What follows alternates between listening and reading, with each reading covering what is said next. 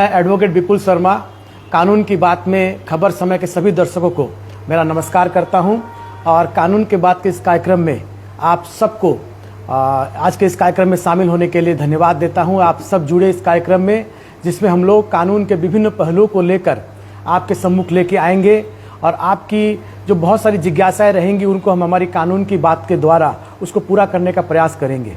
जैसा कि हमने टीजर के माध्यम से आपके सम्मुख रखा था कि पूरे देश में जो क्रिमिनल लॉज है उसको एक पूरी तरह से उस व्यवस्था को बदला गया है। भारत सरकार के द्वारा जो 160-50 साल पुराने जो कानून थे उनके बदले में नए कानून को लेके आया गया है। तो जिसका परिणाम आपके लिए क्या रह रहा है, आपके जीवन पे इसका क्या असर पड़ रहा है, यही टॉपिक है हमारे आज के इस कानून की बात का। और जिसके लिए मेरे साथ गेस्ट स्पीकर के रूप में vice president of Siliguri bar association advocate Arun Mishra ji हमारे साथ है। मैं बहुत बहुत स्वागत करता हूं अरुण मिश्रा जी का। वो आए यहाँ ले अपना स्थान ले। अरुण मिश्रा जी स्पेशल पब्लिक प्रोसिक्यूटर हैं पोक्सो मैटर्स के और मैं चाहूँगा कि खबर समय की टीम के द्वारा उनको खादा पहनाकर हमारे जो गेस्ट हैं उनका स्वागत किया जाए।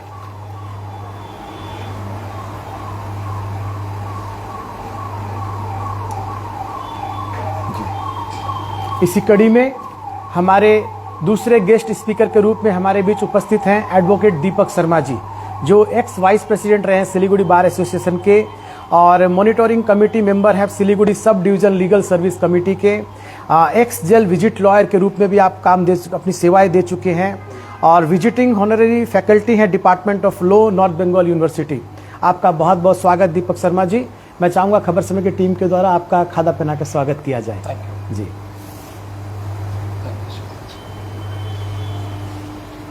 बहुत बहुत स्वागत। हमारे दोनों गेस्ट आज के जो एडवोकेट स्पीकर्स हैं, आपका बहुत बहुत स्वागत आज के इस कार्यक्रम में। जैसा कि मैंने आपको बताया था कि क्रिमिनल प्रोसीड्योर में एक बहुत बड़ा चेंज आया है जो हम सब लॉयर के लिए तो कहीं ना कहीं एक बहुत एक नया परिवर्तन है और पूरे देश के लिए भी कहीं ना कहीं एक नया परिवर्तन आया है ये।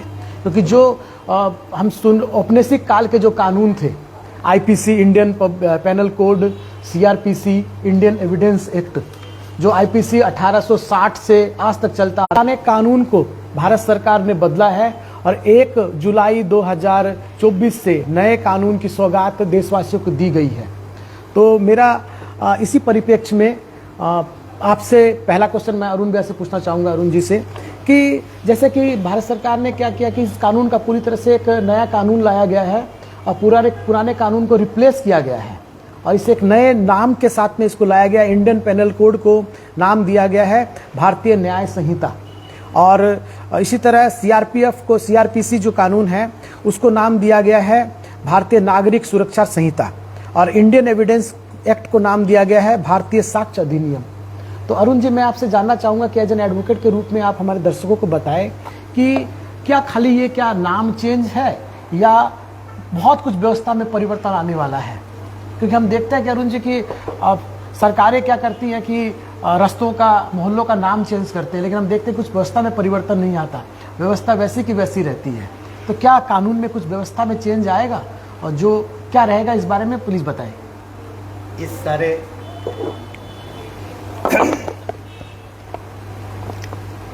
जी काफ़ी पुराने कानून को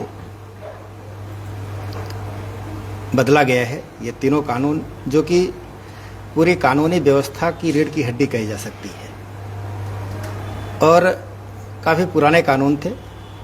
हालांकि यदि सरकार चाहती थी उसको संशोधन करके इसको उसी को इम्प्लीमेंट कर सकती थी, लेकिन औपनिवेशिक समय के कानून काफ़ी पुराने कॉलोनिज्म के ज़माने के कानून थे, उसमें चेंजिंग लाए गए हैं, काफ़ी परिवर्तन लाए गए हैं। और जैसा कि आपने कहा कि केवल सड़कों का नाम बदल जाना से सब कुछ नहीं हो जाता है, बात सही कहा आपने, लेकिन यहाँ पर जो है बहुत कुछ चेंज किया गया है। भारतीय न्याय संहिता जो कि आईपीसी था पहले, पेनल कोड, इसमें बहुत चेंजिंग किए गए हैं।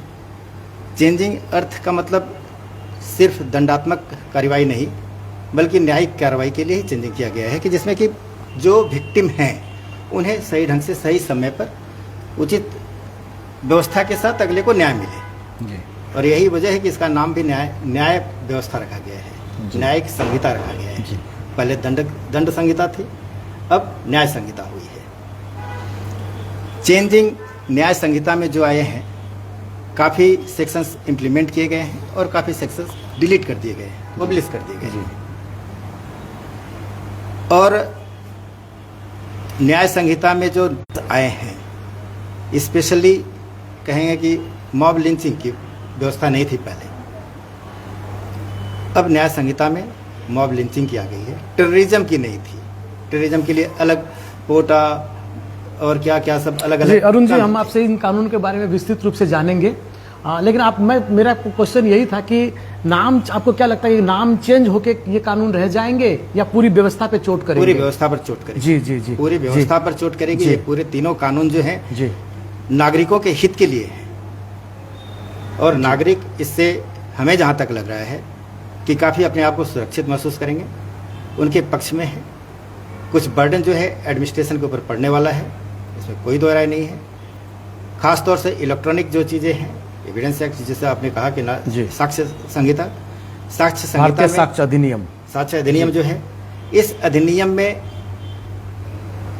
टेक्नोलॉजी को बहुत ज़्यादा इम्प्रूव करने की ज़रूरत पड़ेगी, और टेक्नोलॉजी पर आधारित इस समय की जितनी भी न्याय प्रक्रियाएं आएंगी, या फिर जो भी इन्वेस्टिगेशन होंगे, या फिर प्रोसीजर्स जो भी आएंगे, वे सारे टेक्नोलॉजी बेस्ड होने जा रहे हैं। जी, हम लोग आप विस्तृत रूप में आपके पास में पुनः आएंगे। हाँ। मैं दीपक जी से मेरा यही क्वेश्चन रहेगा, संक्षिप्त में मैं जानना चाहूंगा कि आपका क्या विचार है इस बारे में, जो नाम चेंज किया गया है, कानून को एक टोटल नया रूप दिया गया है। जैसा कि अरुण जी ने बताया कि कुछ सेक्शंस को चेंज करके भी कानून लाया जा सकता था, लेकिन यहाँ तो पूरा का पूरा कानून बदल दिया गया है। एक रिप्लेसमेंट हुआ है, पुराने ओपनिंग्स जो अंग्रेजों के द्वारा बनाया गया कानून का पूरा रिप्लेस किया गया भारत सरकार के द्वारा। आपको क्या लगता है इसमें, क्या रहेगा व्यवस्था आगे? सबसे पहले तो मैं खबर समय को मेरा आभार प्रकट करता हूँ कि उन्होंने इतना एक अच्छा उद्योग को उठाया है आज समाज के प्रति।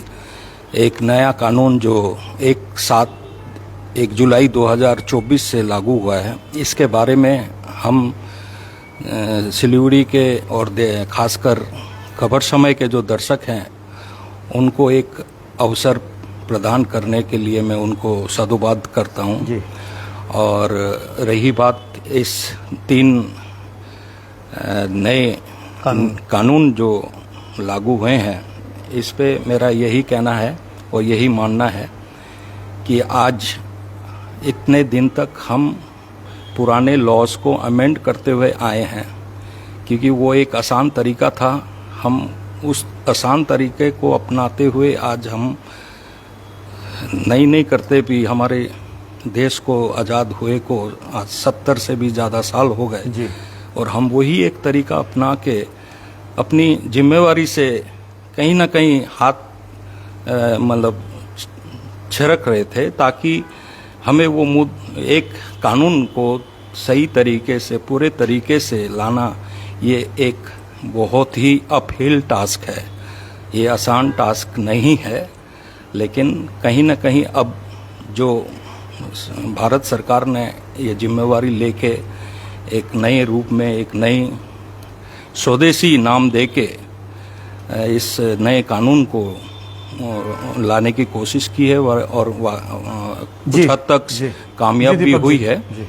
तो उस पे मैं कहूँगा कि ये जो कानून है, ये सही मायने में नागरिक के वेलफेयर और उनके इंटरेस्ट के लिए, उस मकसद से ही इस कानून को फ्रेम किया गया है। जी जी दीपक जी, आने वाले दिन में हमें और सब देशवासियों को इस कानून का लाभ बहु मिलेगा उनको, और they will be benefited out of it.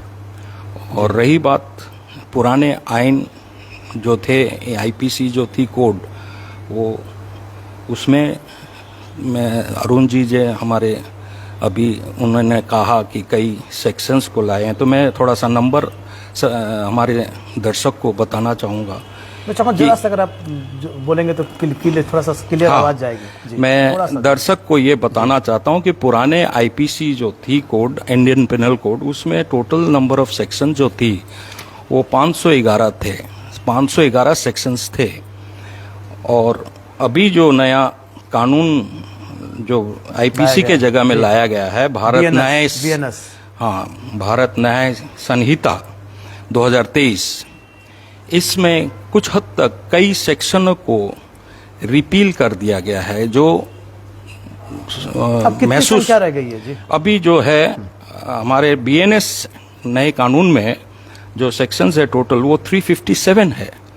तो आज आप अगर कंपेयर करते हैं 511 से 357, तो 156 सेक्शंस जो हैं जो अनावश्यक थे, अनवारंटेड थे, और जिसकी आज के दिन में, आज की परिस्थिति के अनुसार उस सेक्शनों को कोई अहमियत नहीं थी, तो वो उनकी मौजूदगी सिर्फ और सिर्फ कॉम्प्लिकेशंस को ही बढ़ावा दे रहे थे, और उसका फायदा कहीं ना कहीं अपराधी पक्ष भी इसका फायदा उठा रहे थे। तो ये जो सेक्शंस को डू अवे किया है, रिपील किया गया है, ये सेक्शंस के अचल रहने के कारण इसको कहीं ना कहीं सीआरपीसी पे भी मैं जानना चाहूँगा कुछ चेंजेस आया है क्या? हाँ, सीआरपीसी पे भी आज हमारी पुरानी सीआरपीसी जो थी 1973 की, उसमें टोटल सेक्शन 484 थे।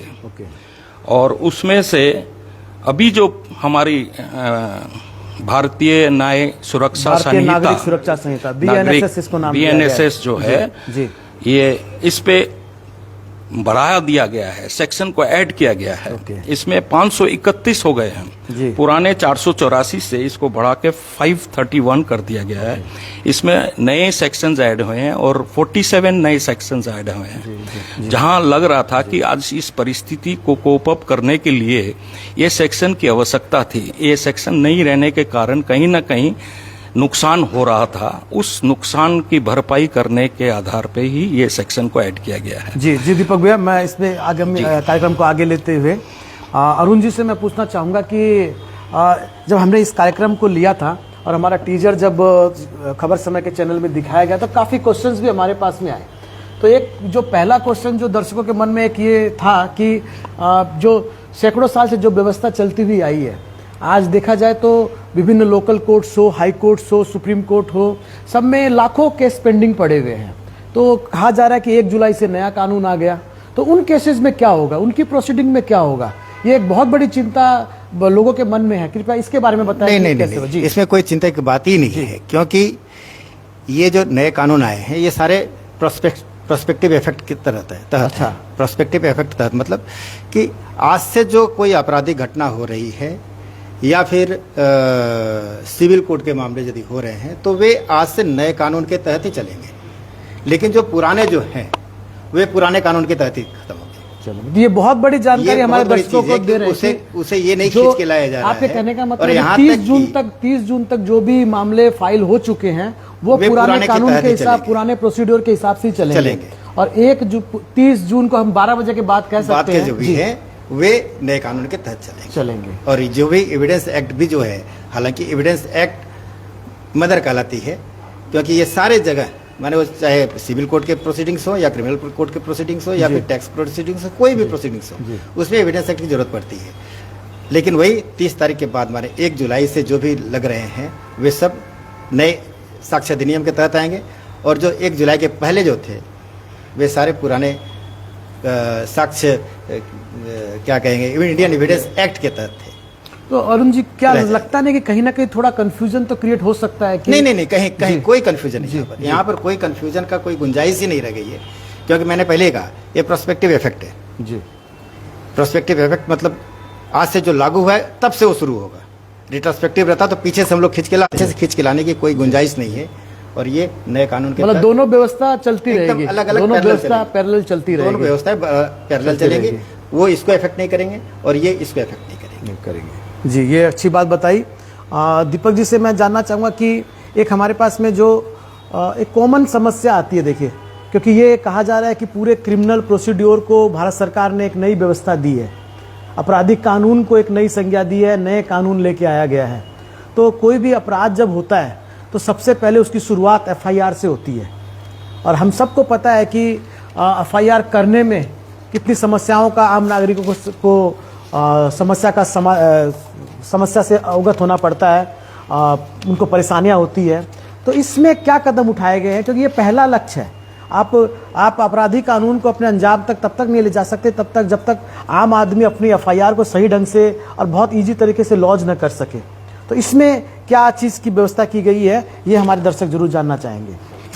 हाँ, ये बहुत अच्छा सवाल है। हमारे दर्शक के हित के लिए इनको जानना जरूरी हो जाता है कि आज एफआईआर करना कुछ हद तक एक बहुत बड़ी समस्या खड़ी हो जाती थी आम जनता के लिए, और इसी चीज़ को मद्देनज़र रखते हुए अभी जो नए कानून को लाने का जो प्रावधान है, जो प्रोविजंस रखे गए हैं, खासकर नए जो प्रोविजन जीरो एफआईआर के बारे में जानना चाहेंगे। जीरो एफआईआर ये जो प्रावधान लाया गया है, ये एक आम आदमी के हित के लिए ही उसकी सुविधा को सोचते हुए इस चीज को इस प्रोविजन में इंक्लूड किया गया है। जीरो एफआईआर क्या चेंजेस आया इसमें? जीरो एफआईआर पहले थी, लेकिन अभी जो एफआईआर जीरो एफआईआर के कहने से ये होता है कि ये सेक्शन 173 नए हमारे जो नए सेक्शन है BNSS जो एक्ट है, उस पे 173 सेक्शन जो है इस चीज को गवर्न करता है। इसमें क्या है, पहले हमारे एफआईआर देने का जो मोड था, जो तरीका था, वो ओरल था और राइटिंग था।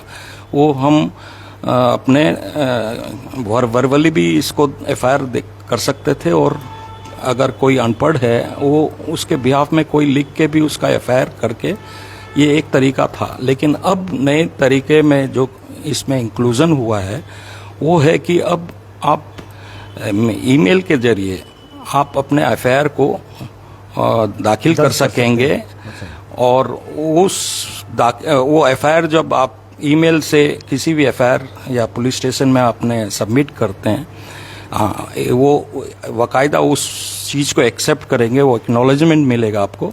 लेकिन एक कंडीशन है कि उस एफआईआर के सबमिशन के 3 दिन के अंदर आपको फिजिकली उस पीएस में जाके वहाँ आपको बाकायदा उस एफआईआर में जो भी नेसेसरी जो फॉर्मेलिटीज़ है हार्ड कॉपी में कन्वर्ट करने की या उस चीज़ को एंडोर्स करने की, वो कर्तव्य एफआईआर मेकर के ऊपर या एफआईआर जो जमा दे रहे हैं उनके ऊपर ये जिम्मेवारी बन जाती है। तो ये एक सुविधा है।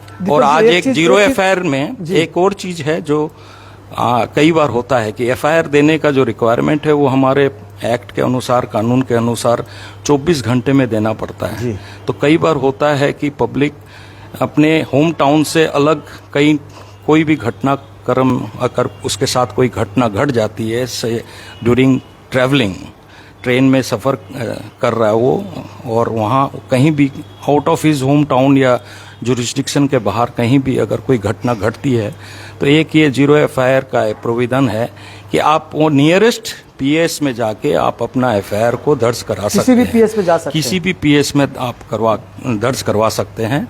और ये फिर उस पीएस की जिम्मेवारी हो जाएगी उस एफआईआर को उस आपके होम जुरिस्डिक्शन वाले पीएस में उसको भेज के वहाँ जो कार्रवाई है वो उनके तरफ से वो कार्रवाई होगी, ताकि आप अपने जो कंप्लेन है या कोई एलिगेशन है, आप उस सुविधा से आप वंचित नहीं हो।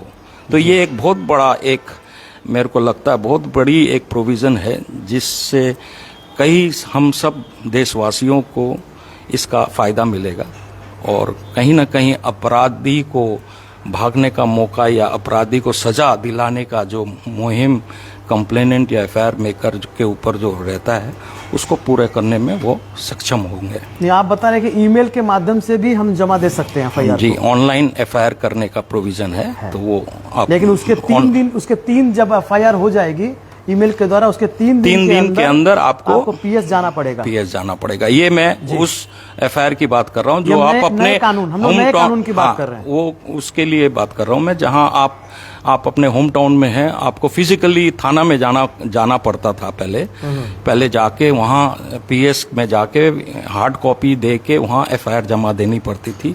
ये चीज़ अब आप अपने घर बैठे अपने घर के कंफर्ट से आप ये काम कर सकते ये हैं। बहुत बड़ी सुविधा है जो हम एक बहुत बड़ी जो सुविधा है। किसी वृद्ध आदमी या कोई महिला हो जो उस समय जा नहीं पा रही हो। जी जी यहाँ पर जी ज़रा सा मैं जोड़ देना चाहता हूँ दीपक जी के बातों से मैं जी हद तक सहमत हूँ। यहाँ पर और एक बड़ी बड़ी चेंजिंग आई है कि पुलिस या थाने में किसी भी आम जनता को जाने में 10 बार सोचना पड़ता था जी कि जाएंगे तो एफआईआर लेंगे कि नहीं लेंगे या फिर क्या करेंगे। अब वो चीज़ नहीं रही, उन्हें लेना ही है एफआईआर, उनको लेना ही पड़ेगा, ये एकदम मैंडेट कर दिया है। और दूसरी चीज़ मिसयूज भी होता था, ऐसा बात नहीं है कि नहीं होता था। अब कंप्लेनेंट जो है ये नहीं कह सकता कि फलाना कारण से मैं आउट ऑफ स्टेशन था और इसलिए मैं आकर एफआईआर नहीं कर पाया। आपको वो सुविधा दी जा रही है कि आप जहां पर हो वहां पर आप कंप्लेन करो जी। और उस कंसर्न पुलिस स्टेशन का दायित्व रह जा रहा है कि वो उस जुरिडिक्शन के पुलिस स्टेशन को वो एफआईआर भेजे और उस हिसाब से वो अपनी कार्रवाई करे। अब यहाँ पर कंप्लेनेंट ये नहीं स्किप कर पाएगा कि मैं बाहर था इसलिए मैंने एफआईआर नहीं कर पाया विद इन लिमिटेशन या विद इन टाइम। अब वो कहने का स्कोप भी नहीं रहा। आपको करना है तो फिर करना है और नहीं करना है तो मत करो। बिल्कुल, ये बहुत बड़ी व्यवस्था है। मुझे लगता है कि क्योंकि क्राइम के सबसे पहले बेस तो एफआईआर ही होती है, जहाँ जो पीड़ित होता है वो कम से कम पुलिस स्टेशन में जाके अपनी शिकायत दर्ज कर सके। केवल एफआईआर नहीं, एडमिनिस्ट्रेशन यहाँ पर बना हुआ है इसीलिए कि आम जनता की बातों को सुने, सिर्फ एफआईआर तक ही नहीं। आज यदि हम लोग कोई भी दूसरा काम करना चाह रहे हैं जो कि हमें बाधा क्रिएट कर रहा है, चाहे जमीन की बात हो या फिर मकान की बात हो या भाड़े किराएदार की बात हो या मनी लेन देन की बात हो, एडमिनिस्ट्रेशन की सहायता हमें लेनी ही पड़ेगी पहले, कोर्ट तो बाद में, पहले एडमिनिस्ट्रेशन। और एडमिनिस्ट्रेशन में कौन है? पुलिस है, पुलिस कमिश्नर है या फिर ये जो अथॉरिटीज़ हैं वे लोग हैं एडमिनिस्ट्रेशन में। तो पहले हमें उन्हीं के पास जाना चाहिए, उसके बाद फिर कोर्ट में जो जाना है वो। जी जी जी जी अरुण जी, मेरा एक सवाल आपसे रहेगा कि हम लोग सब एडवोकेट हैं यहाँ पर, लेकिन एक जो सच्चाई है जिससे हम लोग मुंह नहीं मोड़ सकते वो थी, जब भी कानून की बात आती है, कोर्ट की बात आती है तो तारीखों की बात भी आती है। ये हिंदी मूवी में आपने देखा होगा, तारीख पे तारीख, तारीख पे तारीख, तारीख पे तारीख। तो क्या लगता है आपको कि ये जो नया कानून आया है, ये जो नई चीज़ें भारत सरकार ने लागू की गई है, क्या ये तारीख पे तारीख फिर सुनने हमें वैसे ही मिलेगा या ये मूवी से गायब होने वाला है? ये मैंने आपको शुरू में ही कहा जी कि काफी हद तक चेंजिंग आने वाली है जी। For the interest of the public.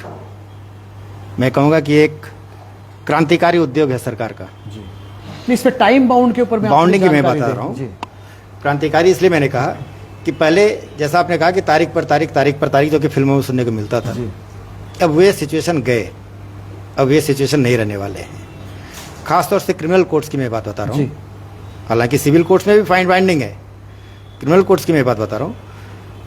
इस नए भारतीय नागरिक संहिता के तहत पुलिस को बाइंडिंग दे दिया गया है कि इतने दिन के अंदर विद इन 14 डेज आपको प्रिलिमिनरी इन्वेस्टिगेशन करके कंप्लीट करना है। प्रिलिमिनरी इन्वेस्टिगेशन का मतलब हो गया कि जो शुरुआती दौर का जो इन्वेस्टिगेशन होता है उसको कंप्लीट करके आप एफआईआर करो या फिर मत करो, वो आपकी बात है। आपको यदि इन्वेस्टिगेशन में मिल रहा है उसको 14 दिन के लिए आपके टाइम दे दिया गया है। उससे ज्यादा उसको टाल नहीं सकते, उससे ज्यादा आप टाल नहीं सकते। Within that period either you have to register the case और you consider that matter as a fake one. दो ऑप्शन है आपके पास। यदि आप रजिस्टर्ड कर ले रहे हो, आपको एक टाइम फ्रेम कर दिया गया है कि उस टाइम फ्रेम के अंदर आपको अपनी चार्जशीट जमा करनी है। विद इन 90 डेज में, 90 डेज 3 महीने के अंदर आपको चार्जशीट जमा करनी है। हम लोग देखते थे कि पहले 6 महीना साल भर और लग जाता था, 3 साल लग जा रहे थे, 2 साल लग जा रहे हैं, इन्वेस्टिगेशन कंप्लीट नहीं हो रही है। 90 दिन के अंदर 90 डेज आपको चार्जशीट जमा करनी है। 90 डेज चार्जशीट सबमिट होने का मतलब हो गया कि अब सारे मैटर जो है वो कोर्ट के पाले में आ गए। अब ने चल रही चार्ज फ्रेम होगा जी।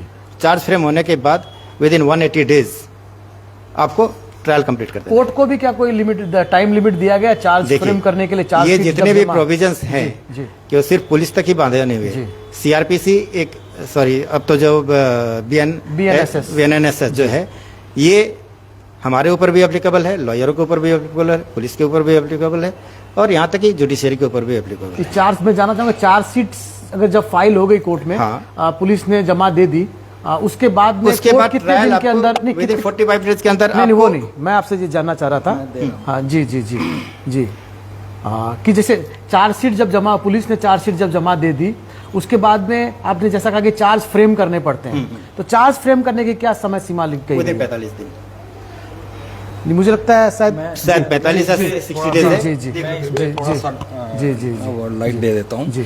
आज चार्ज फ्रेमिंग जो है ये हमारे कोर्ट के तरफ से ये फंक्शन होता है कि चार्जशीट फाइल हो जाने के बाद एक एक्यूज्ड को चार्ज फ्रेम करना पड़ता है। उसको हम कोर्ट पूछते हैं कि भाई तुम दोषी हो या निर्दोष।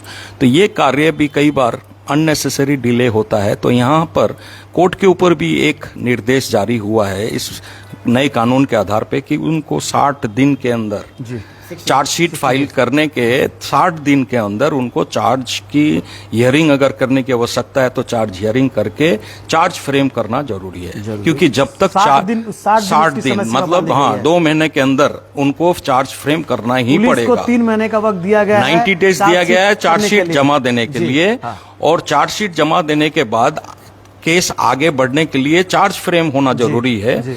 भाई उसको कोर्ट जो अक्यूज्ड है उसको पूछा जाता है कि आप दोषी हैं या निर्दोष, तो उसको वो जवाब देना पड़ता है। उस जवाब के आधार पे चार्ज फ्रेम होता है। तो वो उसके लिए समय सीमा बांध दिया गया है कोर्ट के लिए कि 60 दिन के अंदर चार्जशीट फाइल होने के 60 दिन के अंदर उनको चार्ज फ्रेम करना पड़ेगा। और चार्ज फ्रेम होने के बाद और यहीं तक कानून नया कानून नहीं रुका है। जज जुडिशरी के ऊपर भी एक सरमाउंट प्रेशर क्रिएट करने के लिए, ताकि ये मकसद ये है कि अब विलम्ब और नहीं होना चाहिए। आज जो केस जिस स्टेज तक पहुंचा है आज वहां से भी आगे बढ़ने के लिए जो विलम्ब करने की जहां जहां जो गुंजाइशें थी आज वो सब गुंजाइशें को कहीं ना कहीं उसको समाप्त कर दिया गया है।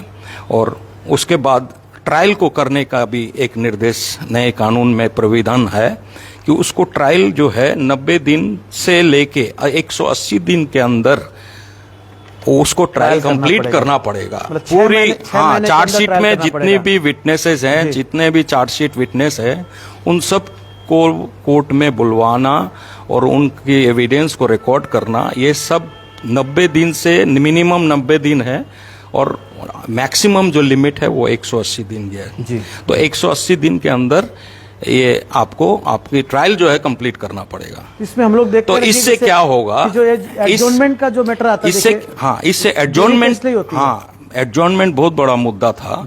एडजॉर्नमेंट के आधार पे ना जाने कितना मतलब वर्ष हो जाते थे, केस पेंडिंग रह जाता था। तो उस पे भी अंकुश लगाने की कोशिश की गई है। एडजॉर्नमेंट में भी कहा गया है कि 2 एडजॉर्नमेंट से ज्यादा एडजॉर्नमेंट नहीं दिया मुझे लगता है जाएगा। ये बहुत बड़ी बहुत ये बड़ी changes एक आई है, ऐसी ये बहुत चेंज बड़ी बात है, है जी। एक ऐसी चेंज है, मेरे को तो लगता है ये एक रिफॉर्मेशन है। नए कानून, ये सिर्फ नया कानून लाना नहीं है, ये एक पूरा लॉ को रिफॉर्म करना है और ये पूरा जुडिशरी का काया पलट हो जाएगा। आज कहीं ना कहीं हम एज अ लॉयर हम समझ पाते हैं कहीं ना कहीं लोग का जो आस्था है न्याय के प्रति वो कहीं ना कहीं ये कम हुआ है। लेकिन अब जो कोशिश की जा रही है, मेरे को उम्मीद है आने वाले दिन में ये जो आस्था लोगों के अंदर जो गायब होती दिख रही थी, ये दोबारा जगेगी और न्याय के प्रति उनका जो सोच है ये बहुत जल्द बदलने वाला है। क्योंकि ये लॉ जो है इसका मकसद ही वो है ताकि कहीं ना कहीं कोई भी कोने में कोई भी नागरिक, चाहे उसकी परिस्थिति कुछ भी हो, चाहे वो अमीर हो, गरीब हो, या नीचे वर्ग का हो या ऊंची जाति का हो, नीची जाति, ये सब कोई मायने नहीं रखती।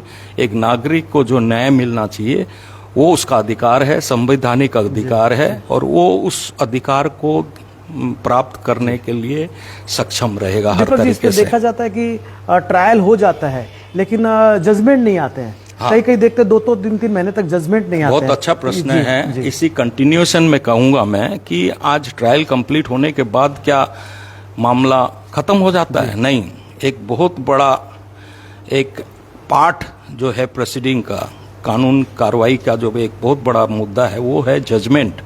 आज उस केस में जो भी अपराध है वो प्रमाणित हुआ है कि नहीं, वो एक जजमेंट के आधार पे ही प्रकट होता है जी। तो वो जजमेंट की देने की जिम्मेवारी वो जज की होती है, वो जुडिशरी की होती है।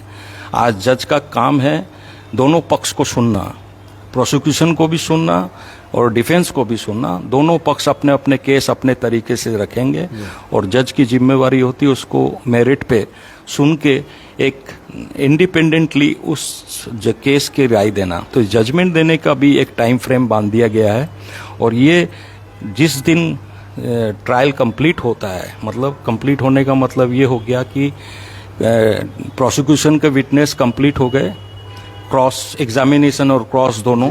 उसके बाद डीडब्ल्यू का आता है, डिफेंस विटनेस का आता है। तो डिफेंस में अगर कोई देता है, कई बार होते हैं डिफेंस से विटनेसेस नहीं होते लेकिन कई बार देते भी हैं, तो ये डिफेंस साइड का भी जो विटनेस है वो अगर कंप्लीट हो जाता है तो फिर एक स्टेज आता है 313 में ये प्रोसेस है एक्यूज्ड और जज के बीच का।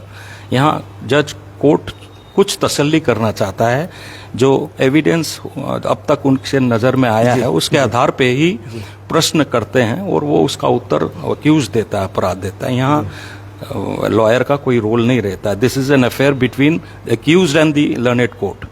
तो ये हो जाने के बाद जजमेंट का जो सिलसिला है उसके बाद आर्गूमेंट होता है और आर्गूमेंट होने के बाद ये जो जजमेंट वाला है इसके ऊपर एक टाइम फ्रेम बांध दिया गया है। 45 दिन के अंदर इस जजमेंट देने के लिए अनिवार्य कर दिया गया है और जज 45 दिन से ज़्यादा वक्त ले ही नहीं सकेगा। इस नए कानून के आधार पे 45 दिन के अंदर उनको राय देनी पड़ेगी। तो इससे क्या होता है, कहीं ना कहीं ये जो केस पेंडेंसी ऑफ केस जो है, आज इतने सारे केसेस पाइल अप हो रखे हैं आज कोर्ट में, ये सारे केसेस को एक दिशा मिलेगी और कहीं ना कहीं ये केसेस डिस्पोज जब होंगे तो ऑटोमेटिकली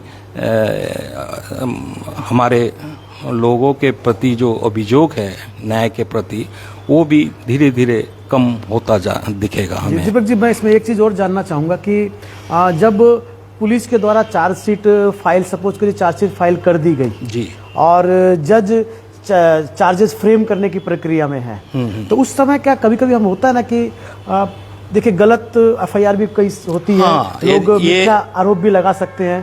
तो जो एक्यूज्ड है, हमने अभी तक विक्टिम की बात की है, लेकिन जो एक्यूज्ड है, सपोज करिए कि उसे फंसाया जा रहा है या कुछ किया जा रहा है, तो उस परिस्थिति में क्या उसके पास कोई उपाय है? उसका उपाय है या ये हम देखते हैं कि जनरली उसको जब तक ट्रायल नहीं हो तब तक उसकी बातें नहीं सुनी जाती हैं। नहीं, ऐसा है कि कई बार इस प्रोविजन में भी है, पहले वाले में भी था जी।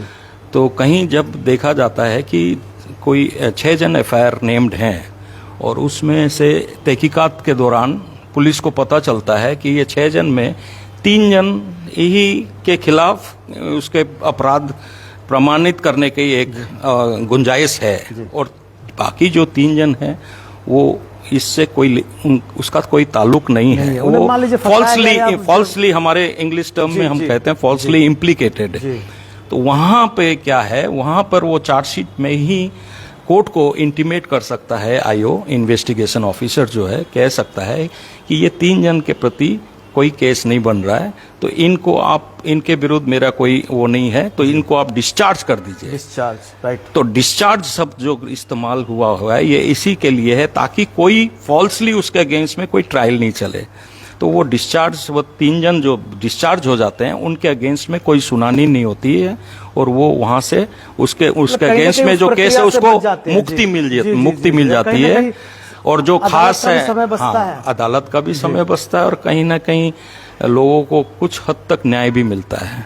जिसलिए कई बार होती है मूंछ की लड़ाइयों में किसी को फॉल्सली इम्प्लीकेट आज के दिन में ज्यादा देखा जाता है कि सबक सिखाने के आधार पे भी एफआईआर लॉन्च होते हैं जी।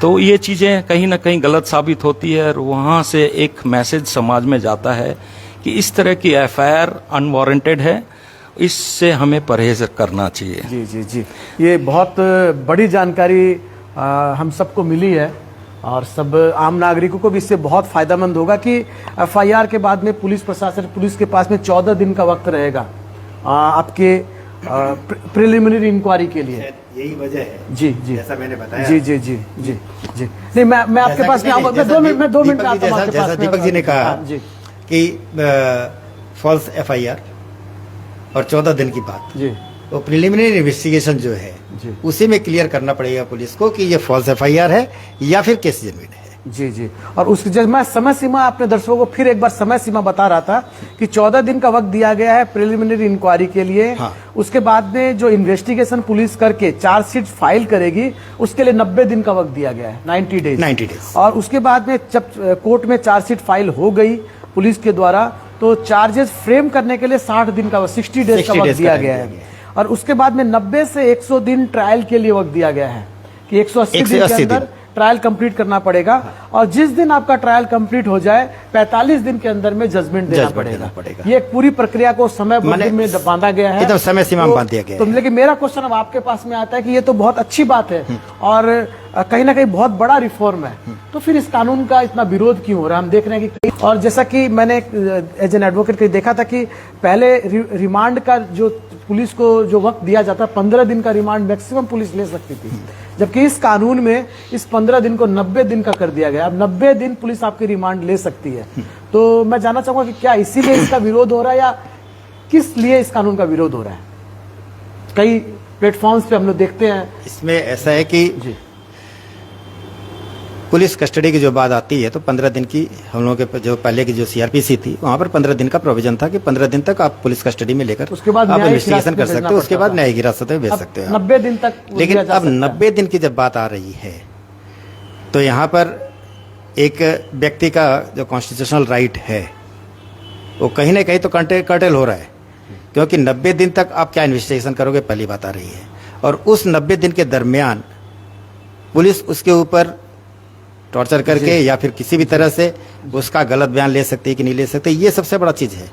हालांकि इसमें चेंजिंग आएंगे, ये चैलेंजिंग मैटर है, आज हो या कल हो ये चैलेंज होगा, क्योंकि 90 डेज आप एक तरफ कह रहे हो कि 45 दिन के अंदर आपको 90 दिन के अंदर चार्जशीट देना है, 90 दिन के अंदर चार्जशीट देना है, और दूसरी तरफ आप 90 दिन तक आप कस्टडी में लेना चाह रहे हो, तो कहीं ना कहीं तो ये बात हजम नहीं हो रही है। और मेन विरोध का कारण बस यही चीज है कि पुलिस कस्टडी की जो पीरियड जो बढ़ाई गई है वह कहीं ना कहीं जो एक्यूज्ड पक्ष है उसको इफेक्ट करेगा जी।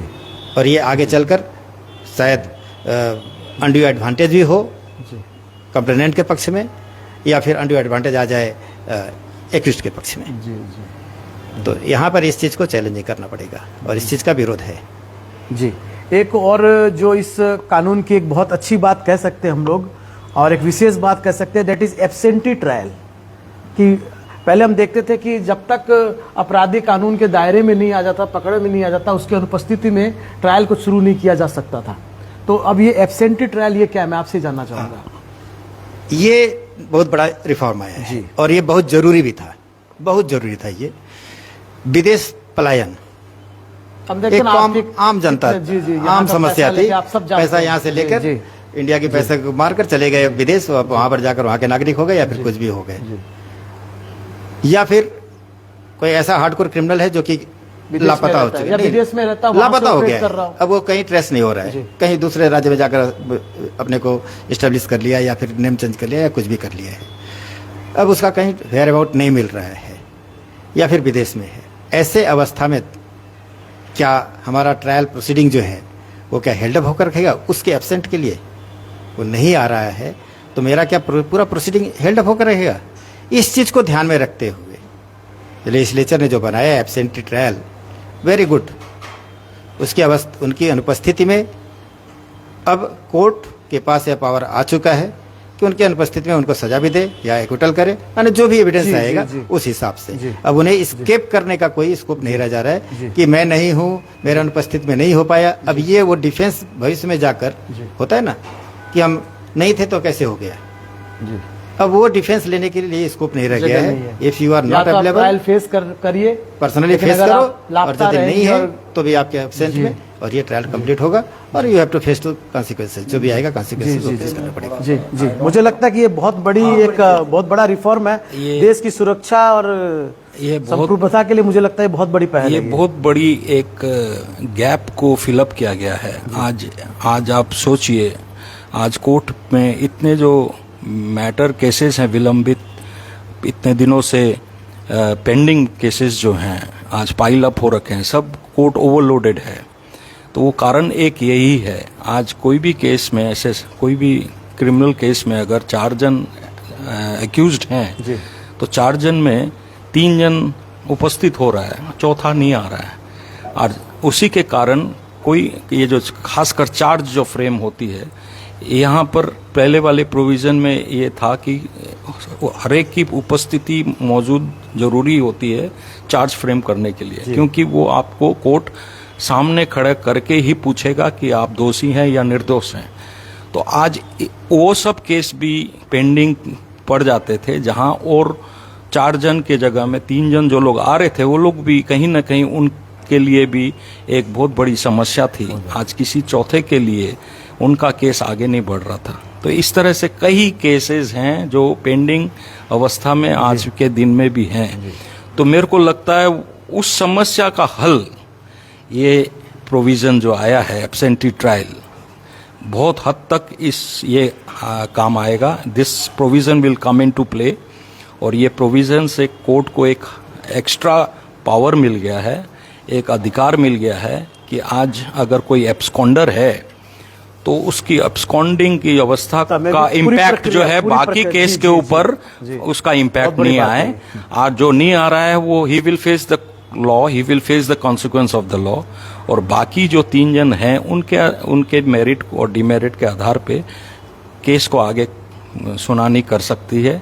यहाँ जो बाधा थी, इस बाधा को इस नए कानून के आधार पे इस बाधा को हटाया गया है। तो absentee trial is a welcoming provision, और मैं as a lawyer I welcome this, और सभी वेलकम करेंगे, क्योंकि कुछ हद तक ये पेंडेंसी को भी, पेंडेंसी की जो समस्या है उसको भी ये लुक इनटू करेगी। ओके यस दीपक जी, इसी परिप्रेक्ष्य में मैं जानना चाहूंगा कि इंडियन एविडेंस एक्ट, जी, हमने 2 कानून के बारे में तो बात कर लिया, इंडियन पेनल कोड चेंज हो गया और सीआरपीसी चेंज हो गया। इंडियन एविडेंस एक्ट, जिसको मुझे लगता है 1872 में इसको लागू किया गया था। जी जी। तो उस समय न तो मोबाइल होते थे, न ईमेल होते थे मुझे लगता है, और न फेसबुक था, न चैट था, कुछ भी नहीं था। और अब मुझे लगता है सारी दुनिया लगभग इसी का यूज करती है, संस्थाओं के द्वारा इसका यूज किया जाता है, तो अपराधियों के द्वारा भी इसका यूज किया जाता है। तो इसको किस तरह से नए कानून में, जो अभी भारतीय साक्ष्य अधिनियम आया है, उसमें इस चीजों को किस तरह से लिया गया है, दीपक जी आप बताएं। हाँ, इस एविडेंस एक्ट जो था, इस पे थोड़ा सा अगर मैं एलॉबरेटली कहूँ तो पुराने एक्ट पे 167 सेक्शंस थे। ओके। और हमारे नए जो एक्ट है भारतीय साक्ष्य अधिनियम 2023, इसमें कुछ ज़्यादा फेरबदल नहीं है, लेकिन हाँ 3 सेक्शन की बढ़ोतरी हुई है। नए एक्ट में 170 सेक्शंस हैं, 3 सेक्शन ऐड हुए हैं। और सबसे जरूरी और महत्वपूर्ण जो परिस्थिति का में बदलाव जो आई है इस कानून में, वो है कि डिजिटल एविडेंस को अहमियत दी गई है जी।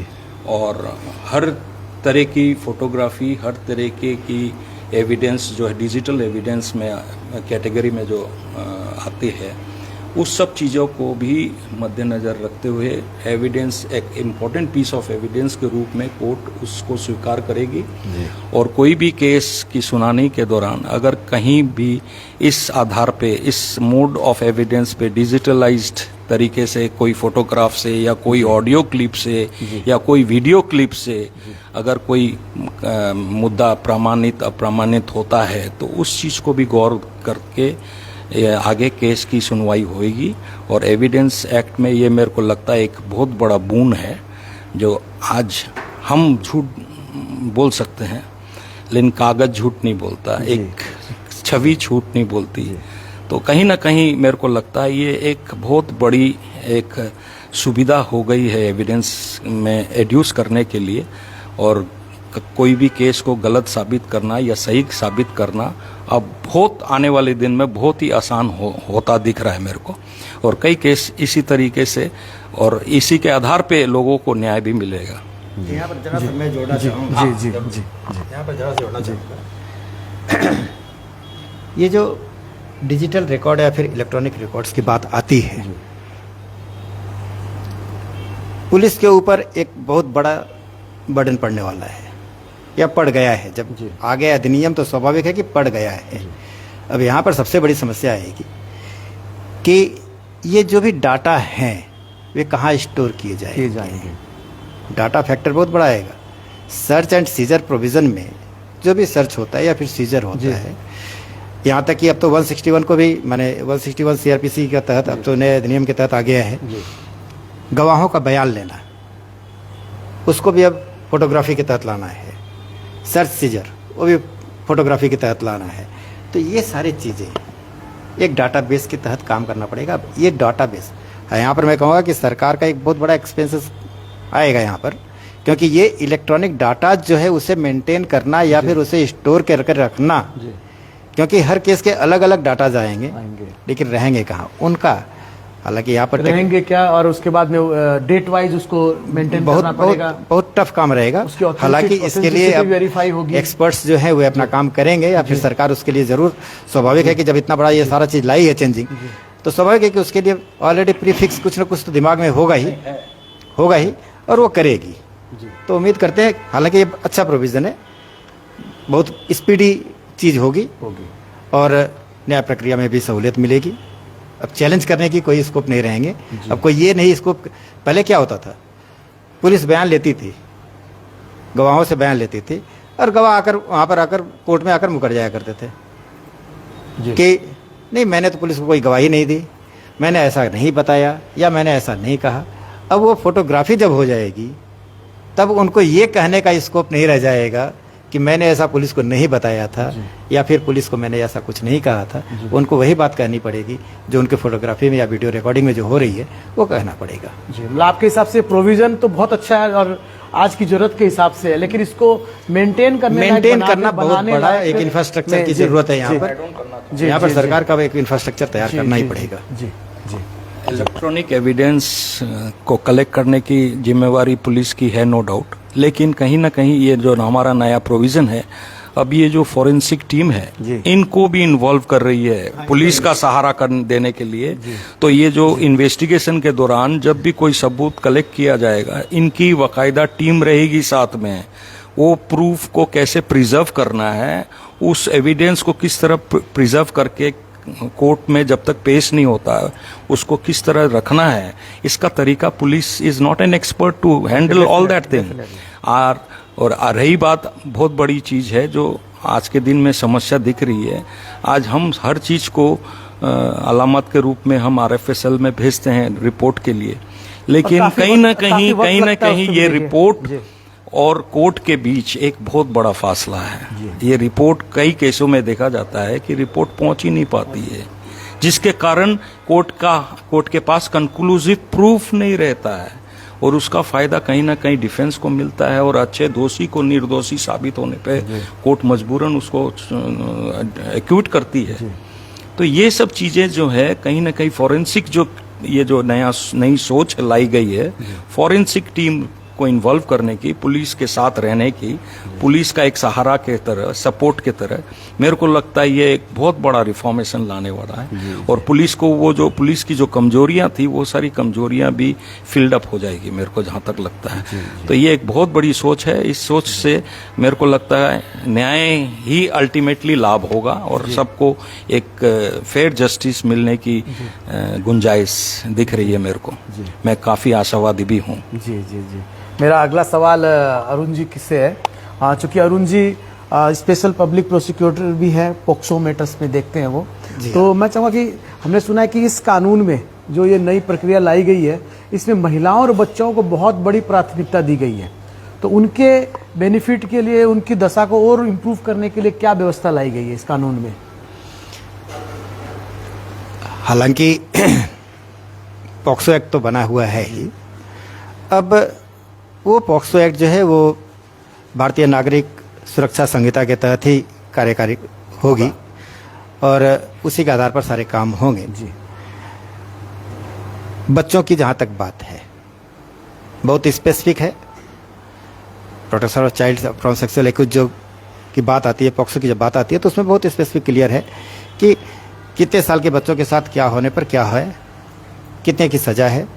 हाँ, अब जो टर्म्स ऑफ पनिशमेंट है जी, आजीवन है। आजीवन माने till it's last breath, okay, death है ही, लाइफ इम्प्रिजनमेंट था, लेकिन अब लास्ट माने till his breath, last breath तक की बात कही जा रही है कि अंतिम सांस तक तुमको जेल में रहना है, ये बात कही जा रही है।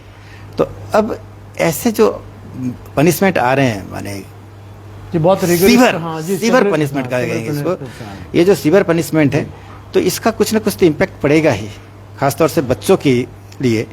हालांकि बच्चे कहे जाते हैं बच्चे देश के भविष्य हैं, अब उनके साथ इमेच्योर्ड मस्तिष्क, अब उनके साथ ऐसी जब कोई घिनौनी हरकत होती है, स्वाभाविक है कि ये कलंक है, समाज के ऊपर कलंक है, हमारे कानूनी व्यवस्था के ऊपर कलंक है, यदि हम ऐसे दोषियों को सही सजा नहीं दे पा रहे हैं तो।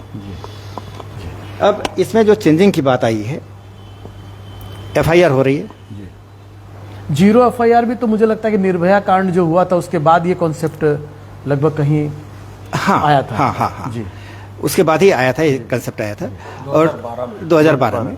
और 0 एफआईआर का मतलब है कि पहले तो 0 एफआईआर जो थी वो है ही, अब तो मैंडेट कर दिया है कि आप कहीं भी रहो, आप एफआईआर करो, एफआईआर चला रहा है, विद इन 3 डेज के तहत आप अपना सिग्नेचर करो और एफआईआर कलेक्शन करो। जी जी, ना तो कर ही नहीं सकता, ना नहीं कर सकता, ना नहीं कर सकता, कोई जगह नहीं रही, ना की कोई गुंजाइश नहीं है। ऑडियो वीडियो स्टेटमेंट रिकॉर्ड होगा इसमें, मतलब अगर कोई पीड़िता रहती है, उसके साथ मान लीजिए कोई दुराचार होता है, हाँ, तो उसे पर्सनली वहां प्रेजेंट होने की जरूरत नहीं है, नहीं, वो ऑडियो वीडियो करके भी अपनी बातें ली जा आराम सकती कर है। सकती है वो। जी। दूसरी चीज जो है कि उसे थाने में आने की जरूरत ही नहीं है, पीड़िता को थाने में आने की जरूरत नहीं है, थाने का काम है कि वो जाए पीड़िता के पास या फिर जो भी करना है वो अपना काम करे, पीड़िता को हेलस होने कोई मतलब ही नहीं बन रहा है, ये बहुत बड़ा एक रिस्ट्रिक्शन है। तीसरा जो है, पीड़िता के लिए special police, female police officer ही डिप्यूट किया जाएगा कि आप, महिला की बात हो महिला ही समझ सकती है और महिला से फ्री होकर महिलाएं बात कर सकती हैं। जी जी जी। इसलिए अब इसको एकदम मैंडेटरी कर दिया गया है कि फीमेल ऑफिसर ही इस, खास तौर से इस सेक्सुअल एब्यूज की जब बात आती है उसमें इन्वेस्टिगेट करेंगी, चाहे वो रेप पीड़िता हो या फिर कुछ भी हो, यदि फीमेल मैटर है तो फीमेल ये करेगी। तीसरा जो है कि इसमें एफआईआर हुआ, हालांकि वो पहले भी था, पुलिस के साथ मुझे लगता है उसके एक रिश्तेदार को भी रहना कंपल्सरी किया गया इस नए कानून में, इस नए कानून पुलिस के साथ। हालांकि कई बार होता है कि जैसे मान लीजिए कि अब पीड़िता है, उसकी ऐसी मानसिक अवस्था होती है कि वो रख सकती है, पुलिस के सामने भी कुछ नहीं बोले, वो महिला हो चाहे बच्चे, कोई भी हो, जिस पर महिला को विश्वास हो, किसी भी व्यक्ति को नहीं, जिस पर महिला को आत्मविश्वास हो कि हाँ ये यदि हमारे साथ है तो हम सही हैं या ठीक है, माने आत्मविश्वास की बात है, तो वो उसके साथ रह सकता है।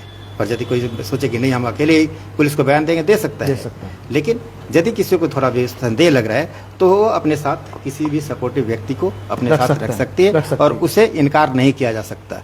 पुलिस उसे ये नहीं कह सकती कि नहीं आप बाहर जाओ, इनसे मैं पर्सनली बात करूंगा, नो, ये नहीं कर सकते।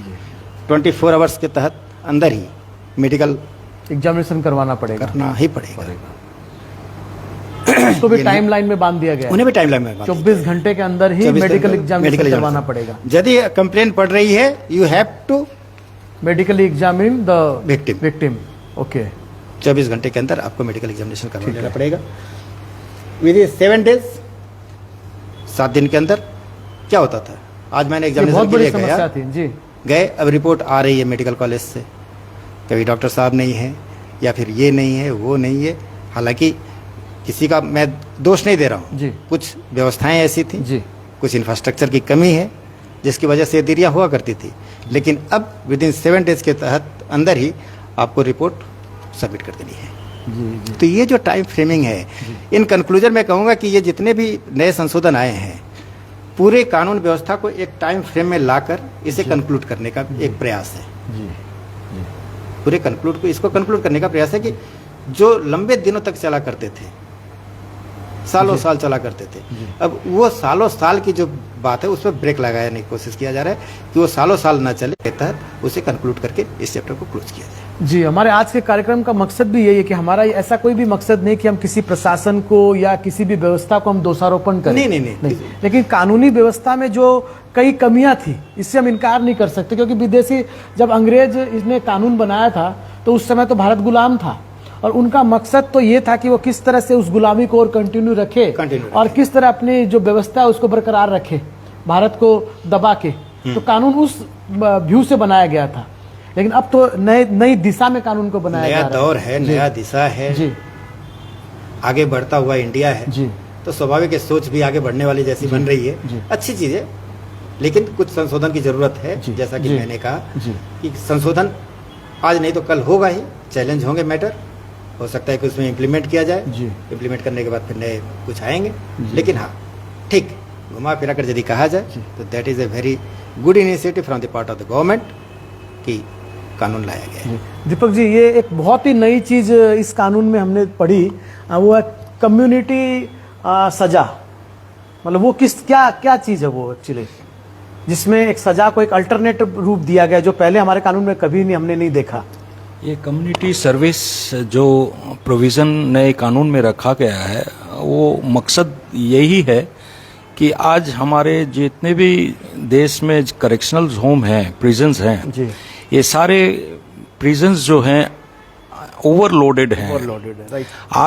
आज एक कोई भी करेक्शनल होम की अगर क्षमता सपोज 250 प्रिजनर्स को एकोमोडेट करने की अगर है, तो वहाँ आप विश्वास नहीं करेंगे, वहाँ जो संख्या है 500-600 के आसपास की है। आप तो करेक्शनल होम से काफी जुड़े जी तो कुछ हद तक ये जो सोच है इस प्राविधान को लाने की, ये सोच के पीछे ही भी ये एक कारण का समाधान खोजने का एक नया तरीका है कि किस तरह उस प्रिजन का लोड को कम करें। हालांकि हाँ, जमानत के लिए भी काफ़ी कोशिशें की जाती है। समय समय में हमारे हर डिवीज़न में UTRC कमिटीज़ है, अंडर ट्रायल रिव्यू कमिटीज़।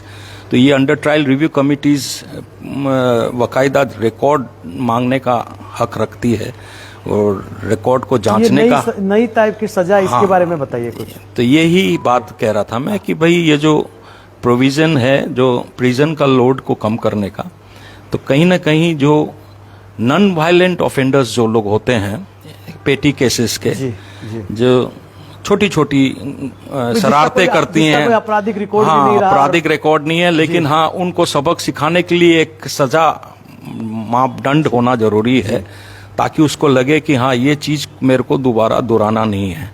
तो उसको सजा की सजा हो जाए, और सजा उस तरीके से भी नहीं हो ताकि उसको मतलब एक सजा के रूप में लिया जाए। रखा गया इसमें क्या सजा रखी गई? तो सजा ये है कि देखिए, एग्जाम्पल के तौर पे अगर कोई पेटी मैटर में अगर कोई ऑफेंस करता है कम्युनिटी सर्विस के डोमेन के अंदर, तो उसको मोहल्ला के या वार्ड के या अपने पाड़ा के बोले कोई भी रास्ते की सफाई करने की जिम्मा, भाई तुम 2 महीना वही सड़क साफ करोगे। तो ये एक ऐसी सजा है जहां आप करने में हिचकिचाहट होगी। हालांकि परिश्रम ज़्यादा नहीं है, आपको तकलीफ ज़्यादा नहीं है, लेकिन जो वर्चुअल जो फीलिंग, ह्यूमिलेटिंग फीलिंग जो होती है, इससे कहीं ना कहीं आपको एक सबक मिलेगा कि आप नया प्रयोग है कि आप सबके सामने आपको गलती का एहसास कराया जा रहा है और आप वो काम कर रहे हैं जिस काम के लिए आप नहीं हैं जी। तो वो एक एहसास गिल्टी फील कराने के लिए कि आप ये सजा आपको यही है कि उस मोहल्ले की वार्ड नंबर 14 का आप जीवन कृष्ण दत्त सरनी जो रास्ता है उसको रोज 10-11 बजे सुबह जो झाड़ू देने वाला काम है वो आप कीजिए। तो एक आज अगर किसी को ये सजा दी जाती है कोर्ट के आधार पे, तो उसके लिए तो एक चुल्लू भर पानी में डूबने वाली बात हो जाती है। कहीं ना कहीं इसका असर बिल्कुल पड़ेगा, इसका असर पड़ेगा और बाकायदा वो अपनी जीवन भर उस अपराध को याद रखेगा और उसके लिए एक सबक रह के रह जाएगा। हम लोग अंतिम पड़ाव में पहुंच गए इस कार्यक्रम के। अब मैं संक्षिप्त में आपसे जानना, हमने शुरू से यह डिस्कशन किया है कि पुरानी चीजों को बदलने के लिए, नई चीजों को लाने के लिए इस कानून को लाया गया है। तो ऐसी कुछ विशेष बातें बताएं, कुछ विशेष अपराध, कोई नए कानून लाए गए हैं या कुछ नए अपराधों को इसमें जोड़ा गया है क्या इस कानून में?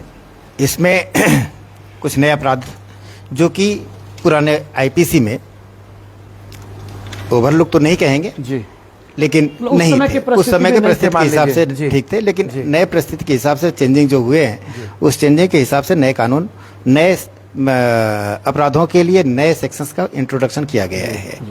मॉब लिंचिंग, जस्ट मैं एक एग्जांपल दे रहा हूँ। मॉब लिंचिंग, मॉब लिंचिंग का कोई प्रोविजन नहीं था आईपीसी में, लेकिन आज के न्याय संहिता में मॉब लिंचिंग जो एक आज के डेट में बहुत बड़ा इशू बन रहा है, छोटी छोटी चीजों के लिए मॉब लिंचिंग करके किसी को मार डालना, जो कि हम लोग आजकल देख रहे हैं, उस पर अंकुश लगाने का एक प्रयास किया जा रहा है कि मॉब लिंचिंग को रोका जाए। टेररिस्ट एक्टिविटीज, आईपीसी में टेररिस्ट एक्टिविटीज के लिए कोई जगह नहीं थी। उसके लिए हालांकि टाडा था या फिर क्या अलग अलग कानून थे, यूपी में हम देखते हैं लेकिन अलग कानून। या जी, यहाँ पर जो न्याय संहिता है वहाँ पर टेररिस्टों के लिए एक स्पेसिफिक सेक्शन बैठाया गया है और उनको पनिशमेंट के लिए व्यवस्था की जा रही है। यहाँ तक कि जो ऑफेंडर है, माने जो क्या कहते हैं उसको, माने ऑर्गेनाइज्ड क्राइम, राइट, माने परिकल्पित, जो सामूहिक रूप से भाई एक परिकल्पित रूप से किया जा रहा है ऑर्गेनाइज्ड क्राइम, उस पर रोक लगाने का प्रयास किया जा रहा है। सबको उस पर जोड़ने का, किसी ने किसी भी भूमिका से यदि उसमें है तो उसको, तो वो वही सजा का भागीदार हो रहा है।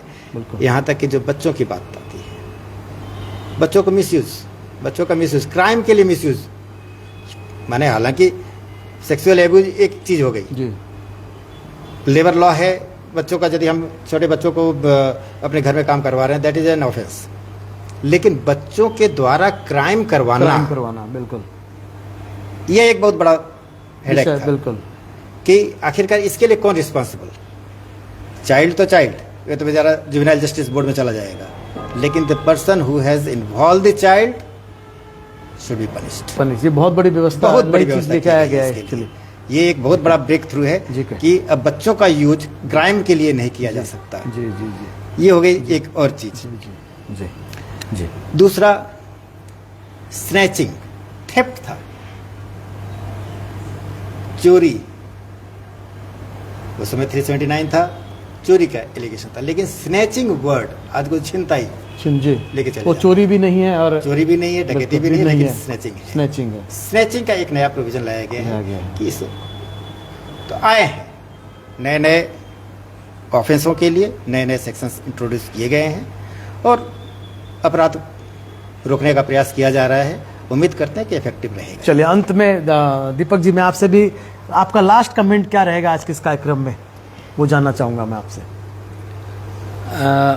मैं इस प्लेटफॉर्म के माध्यम से खबर समय के दर्शकों को और एक बार साधुवाद देना चाहता हूँ और उनको उनके अंदर एक आस बंधी गई होगी अब तक तो शायद, और नहीं बंधी है तो मैं शायद एक उम्मीद जगाना चाहता हूँ कि आने वाले दिनों में कानून व्यवस्था के प्रति जो निराशा अगर है तो वो निराशा ज़्यादा दिन आपके अंदर नहीं रहेगी। आने वाले दिन में बहुत ही न्याय के प्रति न्याय सबको मिले, इसकी आश्वासन इंश्योर करने के लिए ही ये नया कानून लाने का मकसद है। और आने वाले दिन में शायद सभी खुशहाल रहेंगे और अपना अपना अधिकार सबको मिलता रहेगा कानून के आधार पे, और कानूनी लड़ाई वो लोग सही तरीके से सही मायने में सच्चाई के आधार पे वो अपनी लड़ाई को लड़ सकेंगे। यही कहना चाहूँगा मैं। जी, बहुत बहुत धन्यवाद। तो दर्शकों, ये थी एक विशेष बात। कुछ कहना चाहेंगे लास्ट एकदम अंतिम पड़ाव में? खबर समय के इस सराहनीय प्रयास को मैं दिल से धन्यवाद देता हूं कि उन्होंने एक ऐसा टॉपिक अपने दर्शकों के पास पहुंचाने का प्रयास किया है जो कि नया है। समाज में इस समय काफ़ी उत्तेजना भी दिखी जा रही है आम जनता में कि नया कानून क्या कर रहा है, क्या नहीं करेगा, क्या करेगा, कैसे इम्प्लीमेंट होगा। ये सारी चीज़ें जो एक समाज के सामने लाने का प्रयास जो किया है खबर समय, मैं कहूँगा कि खबर समय के इसके लिए मैं साधुवाद देता हूँ और उम्मीद करता हूँ खबर समय ऐसे टॉपिक्स को और लाए जिससे कि समाज में जो भ्रांतियां हैं नए कानून को लेकर उसे दूर किया जा सके। बिल्कुल बिल्कुल दर्शकों, कानून की बात में ये था आज का पहला एपिसोड। और हर सप्ताह शनिवार को 6 बजे हम ऐसे ही किसी बात से रूबरू होंगे कानून की बात में। और मैं आपको ये भी बताना चाहूंगा कि जब से हमने ये कार्यक्रम की शुरुआत करने का बीड़ा उठाया, हमारे पास से बहुत सारे क्वेश्चंस भी आ रहे हैं। तो आपके मन में भी अगर ऐसा कोई सवाल आ रहा हो, कोई चीज़ आप विशेष जानकारी लेना चाहते हो, तो आप खबर समय का जो आधिकारिक नंबर है उस पर व्हाट्सएप के माध्यम से कानून की बात लिखकर, हेडिंग देकर या कानून की बात स्पेस करके आप अपना सवाल लिखें और अपना नाम और अपनी जगह का नाम लिखें और हम तक भेजें। हम उन्हीं बातों को लेकर आपके सामने आएंगे एक नए टॉपिक के साथ में, एक नई कानून की बात में। तब तक के लिए बहुत बहुत धन्यवाद। नमस्कार आप सभी को।